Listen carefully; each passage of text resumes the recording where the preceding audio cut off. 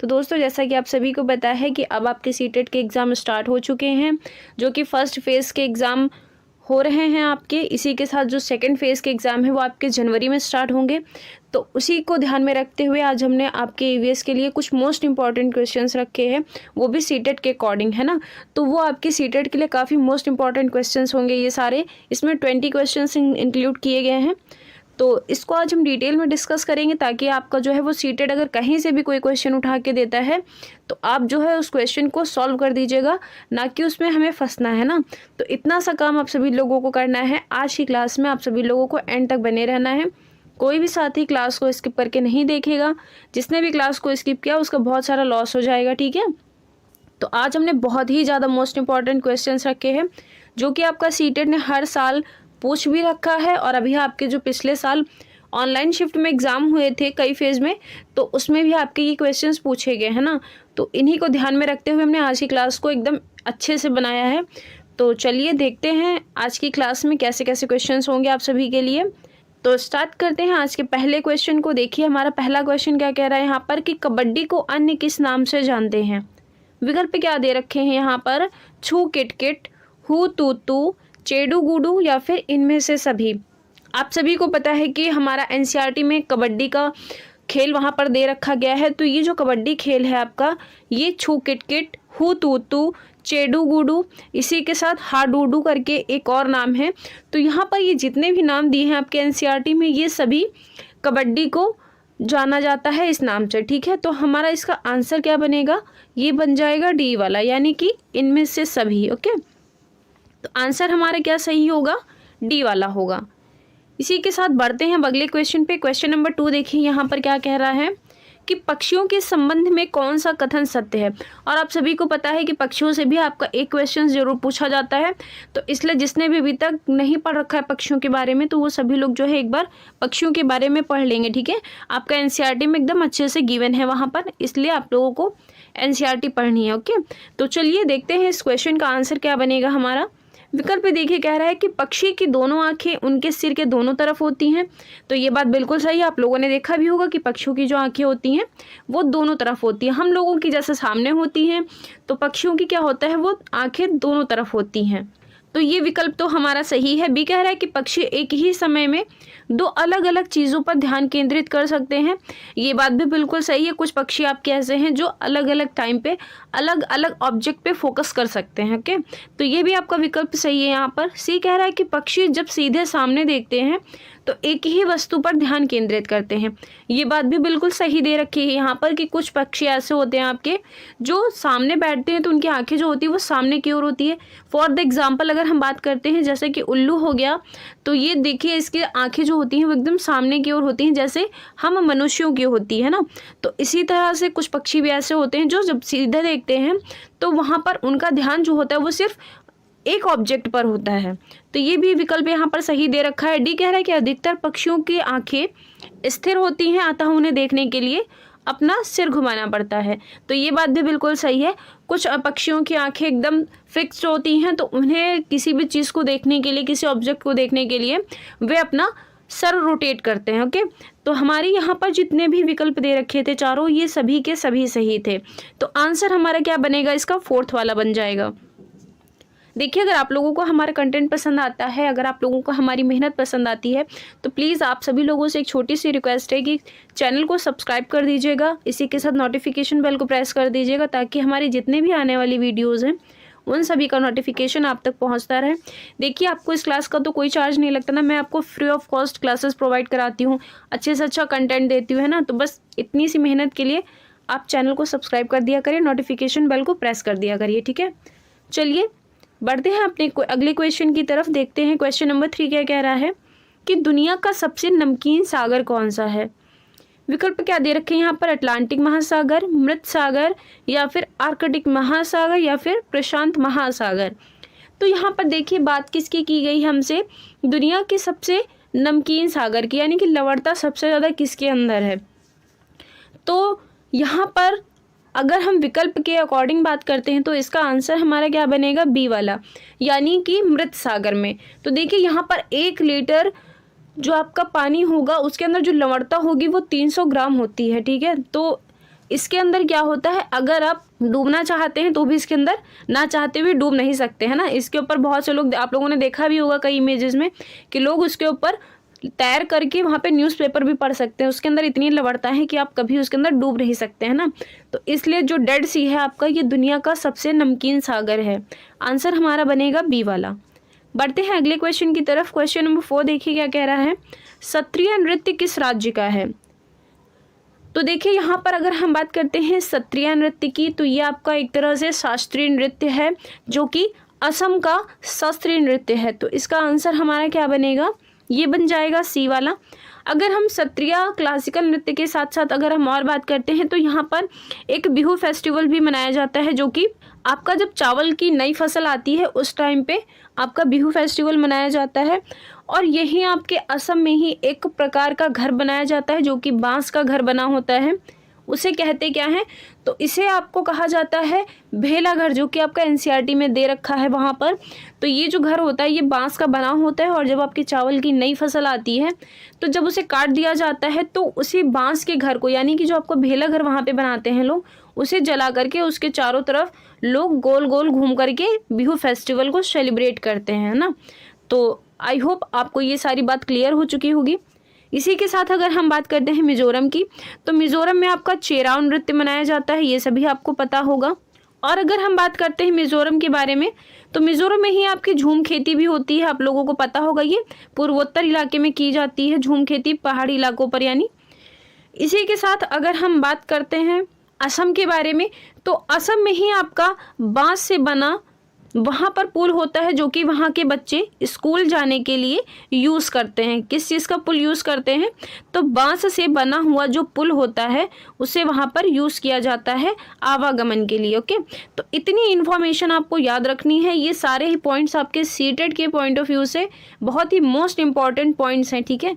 तो ये सभी आपको बहुत अच्छे से याद करने हैं, क्योंकि सीटेट ने हर साल आपका, चाहे वो कोई नृत्य हो या फिर आपका कोई आने जाने के साधन के बारे में हो, मतलब जितने कि आपके एनसीईआरटी में दे रखे, तो इन सब से एक क्वेश्चन हर साल बना है और हर शिफ्ट में बना है।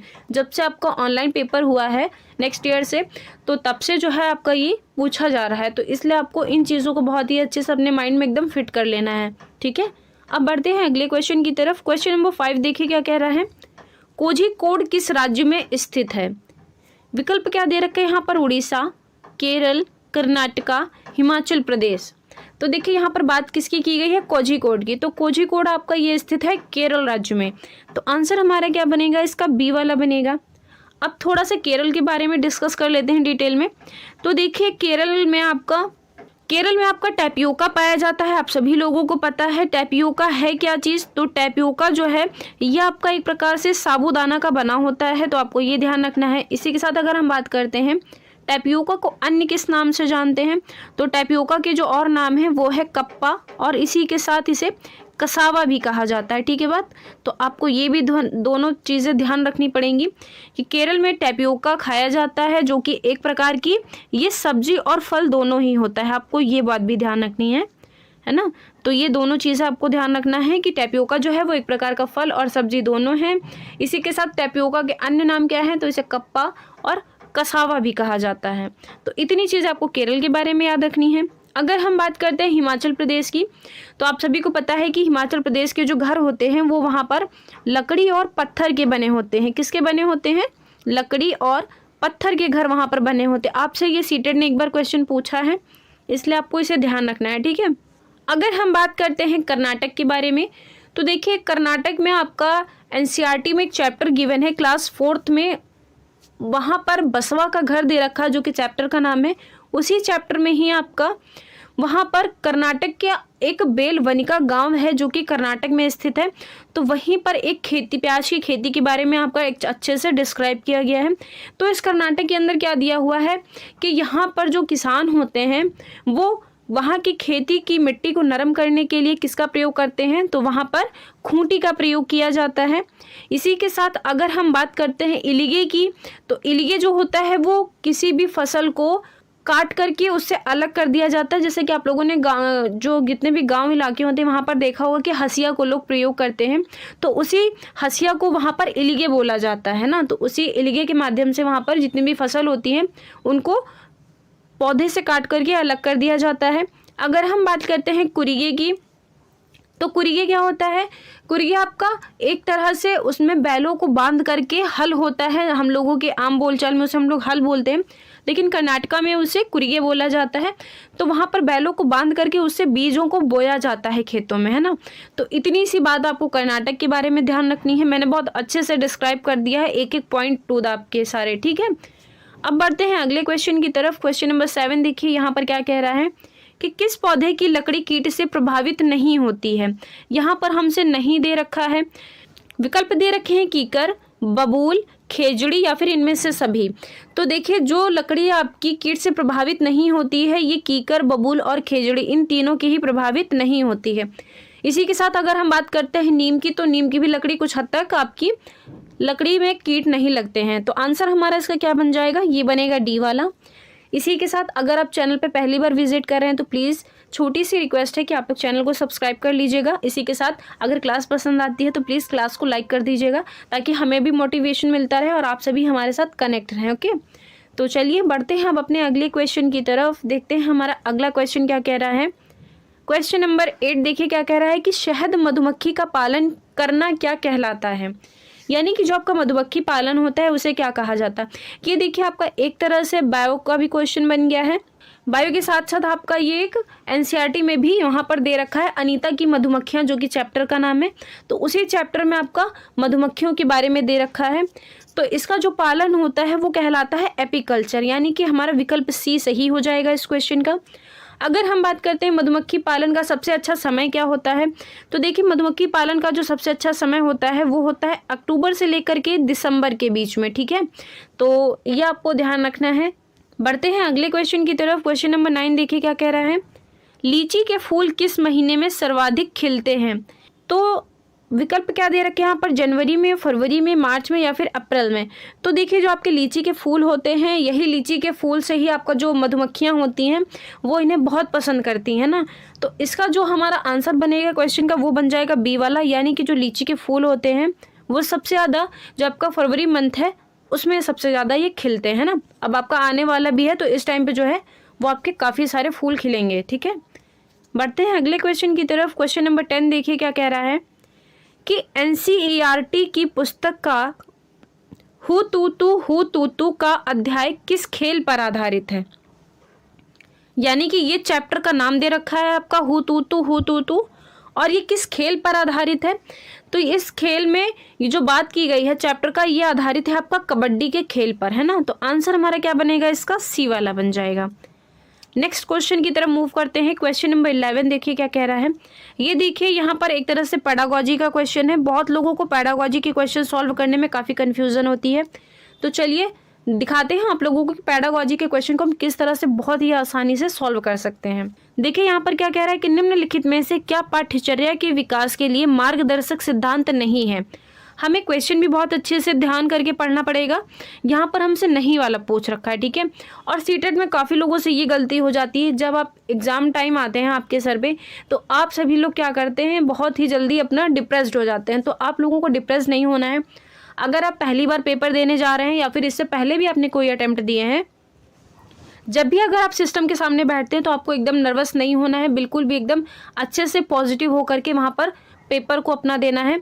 इससे क्या होता है, देखिए वहाँ पर जाते थे बहुत से लोगों को नर्वसनेस हो जाती है, जिससे कि उनका पेपर ख़राब हो जाता है ना। तो आपको ऐसा नहीं करना है। वहाँ पर जा करके सिस्टम पे बैठ के अच्छे से क्वेश्चन को पढ़ना है, क्वेश्चन हमसे क्या पूछ रहा है, उसके विकल्प क्या दे रखे हैं, तो उन सभी को अच्छे से पढ़ के फिर हमें क्वेश्चन का आंसर टिक करना है, ठीक है।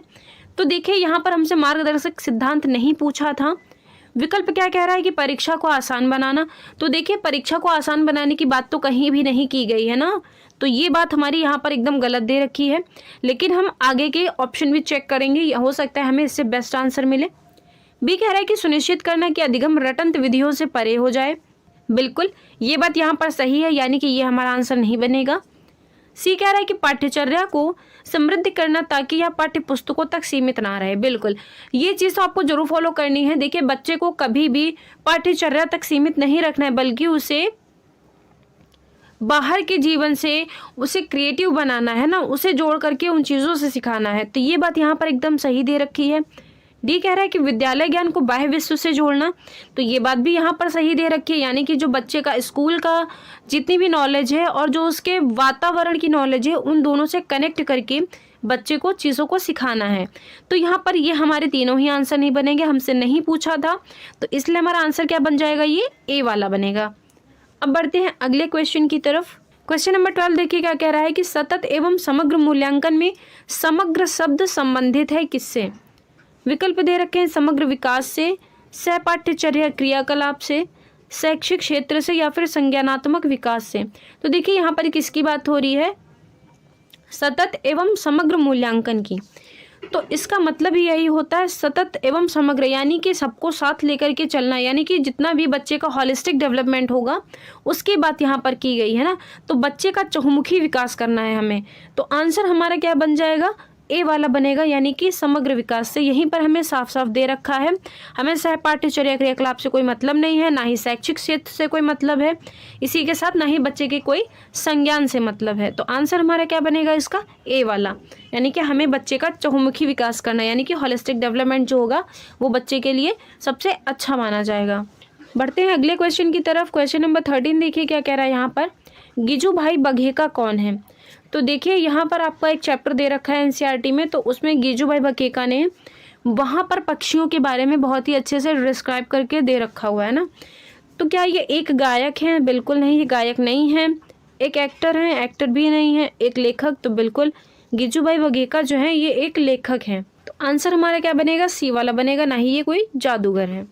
बढ़ते हैं अगले क्वेश्चन की तरफ। देखते हैं क्वेश्चन नंबर 14 क्या कह रहा है कि 3 महीने का हाथी का वजन कितना होता है।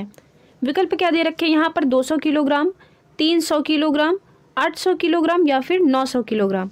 तो देखिए यहाँ पर आपका एनसीईआरटी में एक चैप्टर दे रखा है, नंदू हाथी चैप्टर का नाम है, उसी के अंदर हाथी के बारे में टू द पॉइंट अच्छे से क्लियर किया है एनसीईआरटी ने। तो देखिए वहाँ पर जो 3 महीने के हाथी का वजन बताया गया है वो बताया गया है 200 किलोग्राम, है ना। तो आंसर हमारा इसका क्या बन जाएगा, ये बनेगा ए वाला। अगले क्वेश्चन की तरफ बढ़ते हैं। क्वेश्चन नंबर 14 देखिए क्या कह रहा है, ईवीएस शिक्षिका एक चर्चा के दौरान बताती है कि राजस्थान के गांव के लोग स्थानीय रूप से उपलब्ध सामग्री से अपना घर बनाते हैं, जबकि मुंबई जैसे शहरों में लोग सीमेंट, ईंट, कांच और टाइल्स जैसे सामान खरीद कर घर बनाते हैं। तो इस चर्चा के आकलन के लिए सीखने का प्रतिफल क्या है। विकल्प दे रखे, क्या यहाँ पर प्रयोग किया जा रहा है, या फिर यहाँ पर तुलना और अन्वेषण की जा रही है, या फिर अवलोकन और रिकॉर्डिंग की जा रही है, या फिर यहाँ पर विश्लेषण किया जा रहा है। तो देखिए यहाँ पर राजस्थान के बारे में बात किया है, जो कि वहाँ के स्थानीय रूप से लोग जो वहाँ की उपलब्ध सामग्री होती है, यानी कि घास फूस या फिर वहाँ पर जितने भी छप्पर वगैरह होते हैं, तो उन चीज़ों से वो अपना घर बनाते हैं। इसी के साथ जो मुंबई जैसे शहर होते हैं वहाँ पर वो लोग सीट, सीमेंट, कांच और टाइल्स जैसे चीज़ों का प्रयोग करके वहाँ पर घर बनाते हैं। तो देखिए यहाँ पर डिफ्रेंशिएट की बात हो गई ना, कि जो गांव के इलाके हैं वो वहाँ पर जो उनकी उपलब्ध सामग्री है, बांस हो गया, डंडा हो गया, घास फूस होगी, तो उनके माध्यम से अपने घर को बनाते हैं। इसी तरह अगर शहर की बात होती है तो शहर में लोग सीमेंट, ईंट, कांच और टाइल्स जैसे चीज़ों से अपना घर बनाते हैं। तो यहाँ पर एक तरह से तुलना हो रही है, इसी के साथ वहाँ पर विश्लेषण किया जा रहा है चीज़ों का। तो आंसर हमारा क्या बनेगा, यहाँ पर बी वाला बन जाएगा। बढ़ते हैं अगले क्वेश्चन की तरफ। क्वेश्चन नंबर 15 देखिए क्या कह रहा है, चींटियों के बारे में कौन सा कथन सत्य है, और हमें यहाँ पर सत्य कथन को चुनना है। चलिए देखते। कह रहा है कि सभी चींटियों का काम बटा रहता है, बिल्कुल ये बात सही है। बी कह रहा है कि रानी चींटियां अंडे देती हैं, बिल्कुल ये बात भी यहाँ पर सही है। सी कह रहा है कि सिपाही चींटियां बिल का भली भांति ध्यान रखती हैं, ये बात भी यहाँ पर सही है। डी कह रहा है कि मजदूर चींटियां भोजन को दूर दूर से ढूंढ कर लाने का कार्य करती हैं, तो ये पॉइंट भी यहाँ पर सही, यानी कि इनमें हमारा कोई भी गलत नहीं है, ये जितने भी पॉइंट्स दे रखे हैं ये सभी सही हैं। तो हमारा आंसर क्या बनेगा, डी वाला बनेगा। इसी के साथ आपको छोटी सी बात और ध्यान रखनी है कि जैसे कि आपकी चींटियाँ हो गई, मधुमक्खियाँ हो गई, ये सभी जो हैं वो आपके ग्रुप में रहती हैं। इसी तरह आपका दीमक और ततैया जो होते हैं ये भी आपके ग्रुप में रहते हैं। कौन कौन रहता है, दीमक और जो आपकी ततैया होती है ये दोनों ही आपके ग्रुप में रहते हैं। इसी के साथ पिछली बार सीटेट ने क्वेश्चन आपसे क्या पूछा था कि ऐसा कौन सा कीट है जो सामाजिक नहीं है। वहाँ पर विकल्प में क्या दे रखा था, मकड़ी दे रखा था, दीमक दे रखा था, तया दे रखा था और चींटी दे रखा था। तो वहाँ पर आंसर हमारा क्या बना था, मकड़ी बना था, क्योंकि मकड़ी पता है आपको सिंगल जाला बना के उसी में रहती है। तो जो आपकी मकड़ी है वो सामाजिक कीट नहीं है, बल्कि ये जितने भी ग्रुप में कीट रहते हैं वो आपके सामाजिक कीट होते हैं। ठीक है, तो इतना सा ईजी सी चीज़ है, आपको बहुत अच्छे से याद करनी है। अगले क्वेश्चन की तरफ बढ़ते हैं। क्वेश्चन नंबर 16 देखिए यहाँ पर क्या कह रहा है। उत्तर की पहाड़ियों में बच्चे स्कूल जाने के लिए किस रास्ते से होकर जाते हैं। विकल्प दे रखे मैदानी इलाके से, बर्फ से होकर, पुल से होकर या फिर इनमें से सभी। यहाँ पर बात किसकी की गई है, उत्तर की पहाड़ियों की। तो उत्तर की पहाड़ियों के जो बच्चे हैं वो स्कूल जाने के लिए बर्फ़ के रास्ते से होकर जाएंगे ना, क्योंकि आप सभी को पता है कि इस टाइम पे पहाड़ी इलाकों में बर्फ़ वगैरह ज़्यादा पड़ती है, तो इसलिए बच्चे वहाँ पर जो है वो बर्फ़ से होकर के स्कूल जाते हैं। कभी कभी उनके पैर वगैरह भी धंस जाते हैं, तो वो सभी एक दूसरे को पकड़ के जाते हैं। तो इस तरह की स्टोरी जो है वो एनसीईआरटी में दी गई है ना। तो आंसर हमारा क्या बनेगा यहाँ पर, बी वाला बन जाएगा। अगर हम बात करते हैं मैदानी इलाके से कौन कौन से लोग स्कूल जाते हैं, तो यहाँ पर देखिए बैलगाड़ी का प्रयोग जो है वो मैदानी इलाकों में बच्चे स्कूल जाने के लिए करते हैं। ठीक है, तो बैलगाड़ी से भी आपका एक बार क्वेश्चन बना था, हो सकता है इस बार भी बन जाए, तो आपको याद रखना है। सी कह रहा है कि पुल से होकर के, तो पुल से होकर के कहाँ के बच्चे स्कूल जाते हैं, तो ये हैं असम राज्य के बच्चे जो कि पुल से होकर के अपने स्कूल तक पहुंचते हैं। तो असम से भी आपका कई बार क्वेश्चन बना है, तो आपको असम के बारे में ध्यान रखना है। ठीक है, तो आंसर हमारा क्या बनेगा, इसका बी वाला बन जाएगा। बढ़ते हैं अगले क्वेश्चन की तरफ। क्वेश्चन नंबर 17 देखिए क्या कह रहा है यहाँ पर कि मलयालम भाषा में पिता के छोटे भाई की पत्नी, यानी कि सिंपल सा पूछा यहाँ पर कि चाची को क्या कहते हैं मलयालम भाषा में। ठीक है, विकल्प क्या दे रखे हैं, कुंजम्मा, अमूम्मा, वलियम्मा या फिर सहोदरी। तो देखिए मलयालम भाषा की बात की गई है, तो यहाँ पर जो चाची होती हैं वो मलयालम भाषा में उन्हें कुंजम्मा कहा जाता है। क्या कहा जाता है, कुंजम्मा कहा जाता है। तो आंसर हमारा क्या बनेगा, आंसर बन जाएगा हमारा ए वाला। इसी के साथ अगर हम बात करते हैं अमूम्मा की, तो अमूम्मा कहा जाता है माँ की माँ को, यानी कि नानी को वहाँ पर अमूम्मा कहा जाता है।